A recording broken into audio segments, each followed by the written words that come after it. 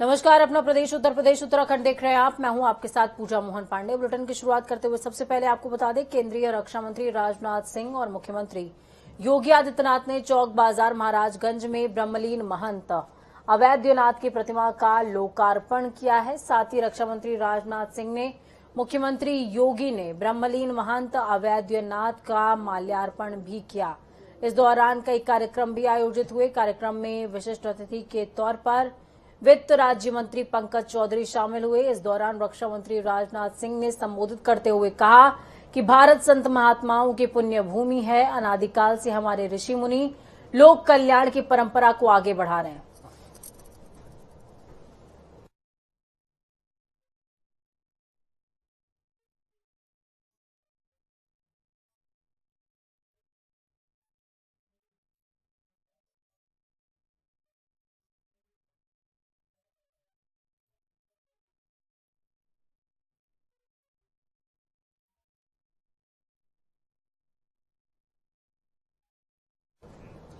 UP चुनाव के लिए भारतीय जनता पार्टी और निषाद पार्टी मिलकर चुनाव लड़ेंगे। दोनों के गठबंधन के ऐलान दोनों ने कर दिया। बीजेपी और निषाद पार्टी की तरफ से प्रेस कॉन्फ्रेंस करके इसकी जानकारी साझा की गई। प्रेस कॉन्फ्रेंस में बीजेपी प्रदेश प्रभारी धर्मेंद्र प्रधान, प्रदेश अध्यक्ष स्वतंत्र देव सिंह के साथ साथ निषाद पार्टी के संजय निषाद भी शामिल रहे। संजय निषाद ने कहा, मुख्यमंत्री योगी आदित्यनाथ के चेहरे पर बीजेपी के साथ निषाद पार्टी चुनाव लड़ेगी।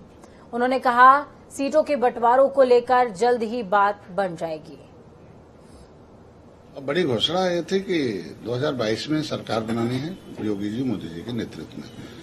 दूसरा भी करना था कि हमारे समाज के जो मुद्दे थे, आरक्षण और जो भी हमारे पिछली सरकारों ने छीन रखा था, ये सारे मुद्दों पर माननीय शीर्ष नेतृत्व और मुख्यमंत्री जी को बधाई दूंगा और धन्यवाद दूंगा कि उन्होंने सार्थक पहल करना शुरू कर दी और उन्होंने माननीय सिद्धार्थनाथ सिंह को सौंप रखा और उसके सार्थक परिणाम बहुत जल्द आएंगे। और उन्होंने मन से घोषणा भी की कि जो जो भी इनके मुद्दे हैं धीरे धीरे समय पर आपको सब दिखेंगे और इन्हें सम्मान भी मिलेगा, सम्मानजनक सीटें भी मिलेगी और निषाद पार्टी अपने संबल से चुनाव भी लड़ेगी। उत्तर प्रदेश विधानसभा चुनावों को लेकर कांग्रेस ने अपनी कमर कस ली है। कांग्रेस की राष्ट्रीय महासचिव प्रियंका गांधी प्रधानमंत्री मोदी के संसदीय क्षेत्र वाराणसी से पूर्वांचल में चुनावी बिगुल फूंकने जा रही हैं। प्रियंका गांधी 2 अक्टूबर को रोहनिया में महारैली को संबोधित करते हुए चुनावी शंखनाद करेंगी। वाराणसी से ही प्रियंका गांधी प्रतिज्ञा यात्रा का आगाज भी करने वाली हैं। इसके अलावा कांग्रेस पार्टी की प्रतिज्ञा यात्रा 7 अक्टूबर से वाराणसी से शुरू होगी, जो कि पूरे प्रदेश का भ्रमण करेगी। कांग्रेस के राष्ट्रीय महासचिव राजेश तिवारी ने कहा कि इस बार हम सभी प्रियंका गांधी के नेतृत्व में जमीनी स्तर और बूथ लेवल तक संगठन का निर्माण करते हुए चुनाव लड़ने जा रहे हैं।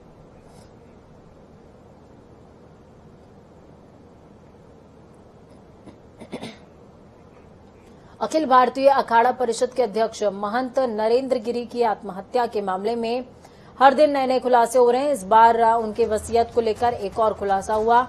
उनके सुसाइड नोट में उन्होंने जिस रजिस्टर्ड वसीयतनामा का जिक्र किया है, उसमें महंत नरेंद्र गिरी ने अपने शिष्य ने महंत बलवीर गिरी को अपना उत्तराधिकारी बनाया है। इतना ही नहीं, महंत नरेंद्र गिरी ने एक नहीं बल्कि 3 बार वसीयत बनवाई थी और हर बार उन्होंने अपना उत्तराधिकारी बदला।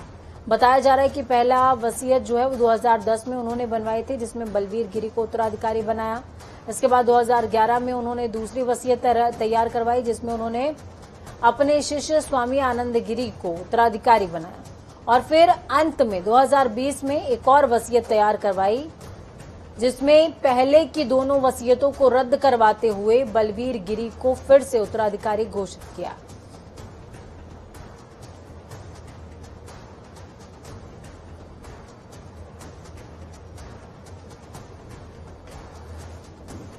2020 की वसीयत में आनंद गिरी का नाम और पहले की दोनों ही वसीयतों को रद्द करते हुए बलवीर गिरी का नाम मेंशन करवाया गया था। इस खबर पर ज्यादा जानकारी के लिए आनंद राज हमारे साथ में प्रयागराज से जुड़ चुके हैं। आनंद, क्या कुछ अपडेट है?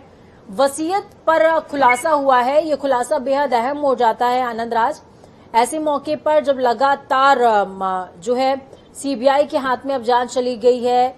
3 बार वसीयत बनी थी, 2010, 11, और फिर 2020। आखिरी में नाम बलवीर गिरी का। देखिए पूजा, ये पूरा मामला वसीयत से जुड़ा हुआ है। दरअसल महेंद्र नरेंद्र गिरी और आनंद गिरी के विवाद के बाद इस जो वसीयत लिखी गई, पहले वसीयत में तो आनंद गिरी का नाम डाला गया था, क्योंकि वसीयत उस समय उनकी कुछ कहा सुनी नहीं हुई थी महेंद्र नरेंद्र गिरी से। लेकिन जब महेंद्र नरेंद्र गिरी से और आनंद गिरी में कहा सुनी हुई, तो फिर से वसीयत नरेंद्र गिरी ने स्वयं रजिस्ट्री ऑफिस में जाकर रजिस्टर्ड करवाया था, जिसमें गवाह एक वकील साहब थे और ब्रजेश कुमार सिंह साहब हुआ करते हैं। तो इन दोनों ने आज पत्रकारों के सामने बात रखते हुए वसीयत के नाम का खुलासा किया है, और जो वसीयत है महंत नरेंद्र गिरी की, उसमें बल्कि बलवीर गिरी जो है उसका नाम बताया गया है। उससे पहले जब आनंद गिरी और महंत नरेंद्र गिरी में कोई कहा सुनी नहीं थी, तो उस वसीयत में आनंद गिरी का नाम हुआ करता था, लेकिन कहा सुनी के बाद बलवीर गिरी का नाम डाला गया है, जिसका खुलासा स्वयं उनके वकील ने आज किया है, जो मीडिया के सामने में बात रखी है। और जल्द उन्होंने दावा किया है कि इस वसीयत के जो कागजात है हम मीडिया के सामने पेश करेंगे। जी पूजा,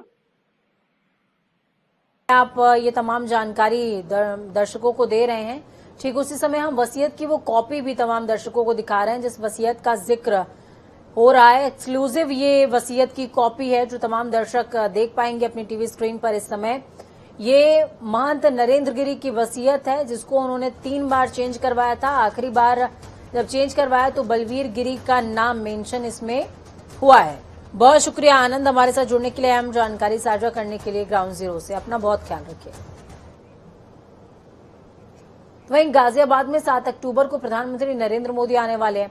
शहर में चलने वाली नगर बस सेवा को कई वर्षों पूर्व बंद कर दिया गया था, जिसके बाद लगातार शहर में जाम की स्थिति भयंकर रूप ले रही थी, जिसके निस्तारण के लिए अब गाजियाबाद प्रशासन की ओर से शहरवासियों को सौगात के रूप में दोबारा से सिटी बस मिलने जा रही है, जिन्हें लोकल में संचालित किया जाएगा, जिसके लिए नगर निगम की 25 बीघा जमीन को जो कब्जा हुई थी, जिसे कब्जा मुक्त कराकर पीएमआई कंपनी को लीज पर दिया गया है, जिसमें इन सभी सिटी बसों का मेंटेनेंस चार्जिंग का एक सर्विस सेंटर बनाया गया है।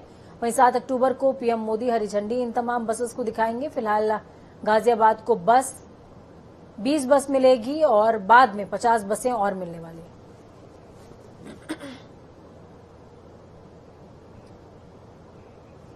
आजमगढ़ में प्रधानमंत्री मोदी के जन्मदिन के बाद प्रदेश के जिलों में मोदी मेले का आयोजन किया जा रहा है। इस क्रम में आजमगढ़ में भी मोदी मेले का आयोजन किया गया। इस मेले में आंगनबाड़ी की महिलाओं की ओर से बनाए गए उत्पाद और जिले की ब्लैक पॉटरी के उत्पादों को इस प्रदर्शनी में लगाया गया है। प्रदर्शनी में पहुंचे बीजेपी के प्रदेश उपाध्यक्ष दयाशंकर सिंह ने कहा कि इस मेले के माध्यम से प्रधानमंत्री की जीवनी और स्मृतियों को आम आदमी तक पहुंचाया जाएगा।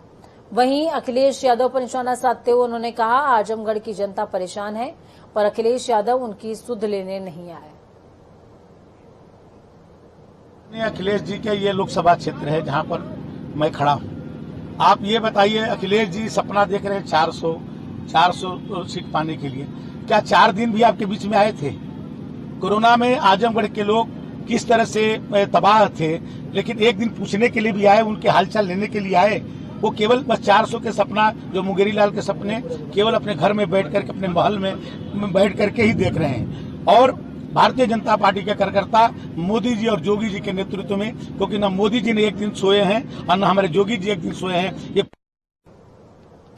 आजमगढ़ के अतरौलिया क्षेत्र में भारतीय जनता पार्टी के सांसद नीरज शेखर सिंह ने अतरौलिया पीडब्ल्यूडी के निरीक्षण भवन में प्रेस वार्ता करी। इस दौरान नीरज शेखर सिंह ने कहा, भारतीय जनता पार्टी ने जो विकास के पहिए को घुमाया है वो अद्भुत है। उन्होंने कहा, उत्तर प्रदेश में 4.5 साल के दौरान न तो कोई दंगा हुआ है और न ही प्रदेश में कोई माहौल खराब हुआ। कानून व्यवस्था के संबंध में उन्होंने कहा, उत्तर प्रदेश में इस समय कानून का राज है। विपक्षियों के पास कोई मुद्दा नहीं बचा जिसे लेकर वो मैदान में उतरे। उन्होंने कहा, किसानों को भड़काने के लिए कुछ राजनीतिक दल कुछ संस्थाओं के माध्यम से काम कर रहे हैं, मगर वो अपने मंसूबों में कामयाब नहीं हो पाएंगे। को कहा जाता है सांप्रदायिक। आप एक दंगा बता दीजिए।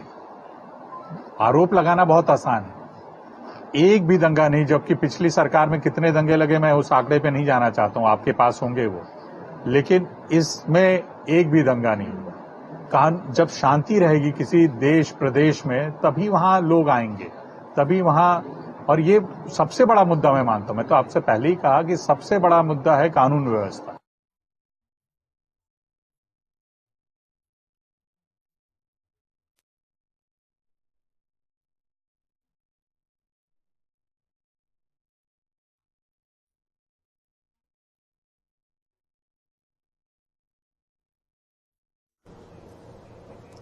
धर्मांतरण मामले में मेरठ से गिरफ्तार किए गए मौलाना कलीम सिद्दीकी को 10 दिन की कस्टडी रिमांड पर भेजा गया। बताया जा रहा है कि मौलाना कलीम और उमर गौतम के बीच 20 से ज्यादा कनेक्शन कॉमन पाए गए। अब पीस पार्टी के राष्ट्रीय प्रवक्ता शादाब चौहान का बयान आया है।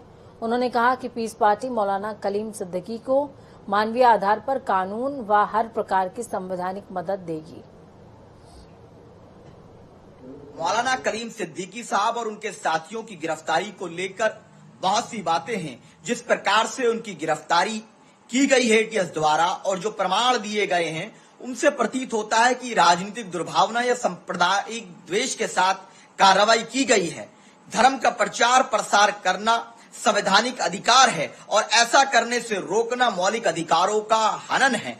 दूसरी चीज जो प्रतीत होता है कि राजनीतिक लाभ के लिए या किसी दूसरे भाव में इस प्रकार की कार्रवाई होती आई है, जिसमें बाद में 15 साल बाद बरी हो जाते हैं लोग। हम पीस पार्टी ये फैसला करती है और ये घोषणा करती है कि हम मौलाना कलीम सिद्दीकी साहब और उनके साथियों को कानूनी एवं हर प्रकार की वो मदद मुहैया कराएंगे जो संविधान हमें अनुमति देता है, क्योंकि हम न्याय को सर्वोपरि मानते हैं और किसी के साथ भी अन्याय ना हो, अत्याचार ना हो, यह हमारा संकल्प है। क्योंकि भारतीय जनता पार्टी की सरकार चाहती है कि, और इनके लोग कई बार प्रयास कर चुके हैं कि मुसलमानों को सेकंड क्लास सिटीजन बनाया जाए या धर्म परिवर्तन के लिए मजबूर किया जाए। कोरोना महामारी के लंबे दौर के बाद अब स्कूल खुले हैं, जिससे बच्चों के चेहरे पर फिर से एक बार खुशी नजर आई। लेकिन आज जब स्कूल खुले तो रास्तों में पानी भर गया। दरअसल भारी बारिश के कारण सड़कों पर पानी भरा नजर आया। ये खास रिपोर्ट देखिए।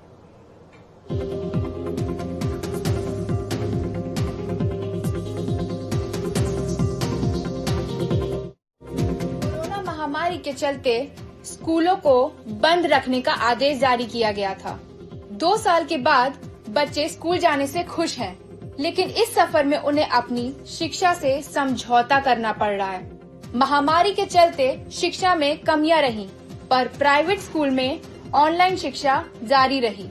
लेकिन मोबाइल ना होने की वजह से सरकारी स्कूलों में शिक्षा जारी रखने में दिक्कत आई। और अब जब स्कूल खुले हैं तो शासन प्रशासन की सरकारी स्कूलों पर नजर ना पड़ने की वजह से स्कूलों में जल भराव से परेशान हैं बच्चे। उस मुश्किल को भी झेल रहे हैं। कुछ क्लासरूम में ही पानी भरा है तो कुछ ग्राउंड में ही जंगली पेड़ पौधे उग गए हैं, जो बच्चों के रास्ते में संकट ला रहे हैं। देखने वाली बात है कि बच्चों को अपनी शिक्षा के लिए और कितनी मुश्किल का सामना करना पड़ेगा और कब तक प्रशासन सरकारी चीजों पर लापरवाही करती रहेगी।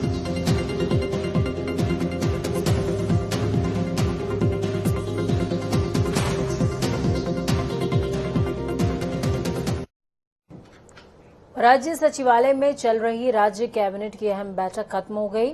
मुख्यमंत्री पुष्कर सिंह धामी की अध्यक्षता में ये बैठक हुई। राज्य के विकास कार्यों के लिए सरकार लगातार घोषणाएं कर रही है, जिन पर आज बैठक में चर्चा की गई है। आपको बता दें 29 मुद्दों पर चर्चा हुई। बताया जा रहा है कि 11% महंगाई भत्ते पर मोहर लग चुकी है। तो वहीं गोल्डन कार्ड के मामले को लेकर आज की कैबिनेट में न रखे जाने को लेकर सचिवालय संघ में भारी आक्रोश भी नजर आया। तो वहीं बैठक के बाद सुबोध उनियाल ने प्रेस कॉन्फ्रेंस भी करी है। आज मंत्रिमंडल की बैठक में करीबन 27-28 प्रकरणों पर चर्चा हुई। 29 जिसमें 3 मामलों को डिफर किया गया और 2 प्रकरणों पर माननीय मुख्यमंत्री को अधिकृत किया गया कि मंत्रिमंडल ने व्यापक विचार विमर्श करने के बाद वो 2 मामले मुख्यमंत्री के विवेक पे छोड़ दिए। तो अजीत काम्बोज हमारे साथ ग्राउंड जीरो से जुड़ चुके हैं। अजीत, 29 मामलों का जिक्र यहां पर सुबोध उनियाल साफ तौर पर प्रेस कॉन्फ्रेंस के दौरान करते नजर आए। उन्होंने कहा कि 2 ऐसे मामले हैं जो मुख्यमंत्री पर छोड़ दिए गए हैं, जबकि 29 पर निर्णय लिया गया है। कौन से वो मेन मुद्दे हैं जिनके जो आप तमाम दर्शकों के साथ जो आपको इस समय सुन रहे हैं उनके साथ में साझा करना चाहेंगे अजीत? बिल्कुल पूजा, उत्तराखंड कैबिनेट की जो बैठक है लगभग 4 घंटे से ज्यादा चली है और लगभग 1 दर्जन या माफ कीजिएगा 2 दर्जन के करीब इसमें मुद्दों पर चर्चा हुई है। और साफ है कि उत्तराखंड सरकार गंभीर है। सरकार के तमाम उन फैसलों को लेकर जो जनहित के हैं और जनता से सीधा सरोकार रखते हैं। पुलिस विभाग की जो लंबे समय से एक लड़ाई चली आ रही थी उसको लेकर कुछ संशोधन यहाँ पर जरूर किए गए हैं। 2 से 3 नियमावलियां जो पुलिस विभाग से संबंधित है उनको संशोधित किया गया है। साथ ही एक जो बड़ी खबर है पुलिस विभाग से सीधे जुड़ी हुई, कांस्टेबल से लेकर जो हेड कांस्टेबल तक की रैंकर्स परीक्षा के माध्यम से ही प्रोन्नति यहाँ पर दी जाती थी उसको पूरी तरह से समाप्त कर दिया गया है सरकार की तरफ से। और अब जो भी प्रमोशन होगा कांस्टेबल से हेड कांस्टेबल पे वो सीधे तौर पर प्रमोशन की पोस्ट उसको मानी जाएगी। कहीं पर भी रैंकर्स भर्ती परीक्षा इसमें आयोजित नहीं की जाएगी। इसके अलावा उत्तराखंड प्रदेश में तमाम व्यवस्थाएं यहाँ पर लागू करने के लिए कई स्थानों पर डीजल पेट्रोल की दिक्कतें आती हैं, तो उनको लेकर यहाँ पर पेट्रोल पंप्स खोलने की जो एक नियमावली है उसको संशोधित किया गया है। कई नियम उसमें हटाए गए हैं, उसको आसान किया गया है कि अगर दूर दराज के इलाकों में भी कोई डीजल पेट्रोल के पंप खोलना चाहता है तो वो आसानी से उनको खोल सकता है, उसमें राहत दी गई है। ओपनल कर्मचारियों का एक मुद्दा जो लंबे समय से शासन प्रशासन की फाइलों में ही घूम रहा है उसको अगली कैबिनेट में लाने के लिए साफ तौर पर निर्देशित किया जा चुका है विभाग को। तो अब अगली कैबिनेट जब भी होगी उसमें ओपनल कर्मचारियों से जुड़ा हुआ जो मुद्दा है वो सीधे तौर पर आएगा। जो उप समिति की रिपोर्ट है वो कैबिनेट बैठक में लाई जाएगी और कैबिनेट के माध्यम से उस पर प्रस्ताव होगा। तो उम्मीद है कि आने वाली कैबिनेट में ओपनल कर्मचारियों का जो मुद्दा है वो भी सुलझता हुआ नजर आएगा। इसके अलावा तमाम ये फैसले थे 2 दर्जन के करीब जिन पर राज्य कैबिनेट ने अपनी मोहर लगाई है। जी बिल्कुल अजीत, तमाम दर्शक मेरे ख्याल में ये भी समझना चाहेंगे क्योंकि 31 अक्टूबर तक का देवस्थानम बोर्ड से संबंधित जो तीर्थ पुरोहित हैं उन्होंने अल्टीमेटम दिया हुआ है, तो क्या इससे संबंधित भी या यूं कहें कि आसपास का कोई निर्णय हुआ है? देवस्थानम बोर्ड को लेकर पूजा आज कोई निर्णय नहीं हुआ है, ना ही कोई प्रस्ताव ऐसा था विभाग की तरफ से जो कैबिनेट में चर्चा को लेकर लाया गया हो। हालांकि 31 अक्टूबर तक देवस्थानम बोर्ड को लेकर पंडा पुरोहितों ने जरूर सरकार को समय दिया है और सरकार भी इसको लेकर गंभीर है। एक हाई पावर कमेटी मनोहर कांध्यानी की अध्यक्षता में बनाई गई है जिनको कैबिनेट मंत्री तक का दर्जा दिया गया है और साफ तौर पर जो भी पंडा पुरोहितों की शिकायतें हैं समस्याएं हैं उनको लेकर चर्चा की जाएगी। मनोहर कांध्यानी से भी हमारी बात हुई थी कुछ समय पहले, तो उनका भी साफ तौर पर कहना था वो एक ब्रिज का काम करेंगे सरकार और पंडा पुरोहित समाज के बीच में और जो भी शिकायतें हैं समस्याएं हैं वो रिपोर्ट तैयार कर जल्द से जल्द सरकार को सौंपने का समय रखेंगे। हालांकि इसका पूरा समय जो रखा गया है वो 3 महीने का रखा गया है और 31 अक्टूबर की जो डेडलाइन है वो अगले महीने ही समाप्त हो रही है। तो उम्मीद यह है कि अगले महीने के मध्य तक सरकार के पास रिपोर्ट पहुंच जाएगी और सरकार उस पर निर्णय लेने का काम करेगी। ठीक है, बहुत शुक्रिया हमारे साथ जुड़ने के लिए अजीत, अहम जानकारी ग्राउंड जीरो से साझा करने के लिए। खबरों में आगे बढ़ते हैं। उत्तराखंड में मौसम विभाग ने कई जिलों में भारी बारिश का अलर्ट जारी कर दिया। हल्द्वानी में मौसम ने एक बार फिर से करवट ली है और तेज मूसलाधार बारिश के चलते शहर में कई जगहों पर जल जमाव के हालात पैदा हो गए हैं। महज 1 घंटे की बारिश में शहर जलमग्न हो गया। तो वहीं गौलापार के विजयपुर की सूखी नदी भी भारी उफान पर आ गई है। इसमें कुछ बच्चों के फंसे होने की सूचना के बाद सिटी मजिस्ट्रेट और तहसीलदार मौके पर पहुंचे। ग्रामीणों से बात करते हुए वहां के हालातों का जायजा भी लिया गया है।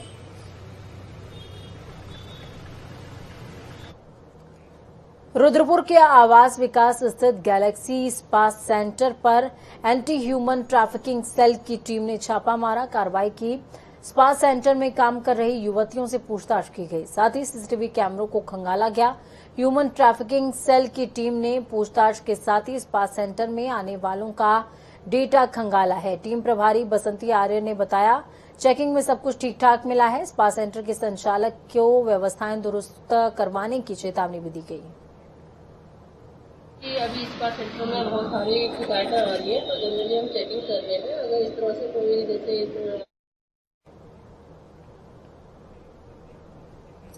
वक्त यहाँ पर छोटे से ब्रेक का, ब्रेक के उस पार खबरों का सफर लगातार जारी रहेगा। बने रहिए जनता टीवी के साथ क्योंकि हमें आपकी ताकत, अपनों और अपनों का बहुत ज्यादा ख्याल रखें। नमस्कार।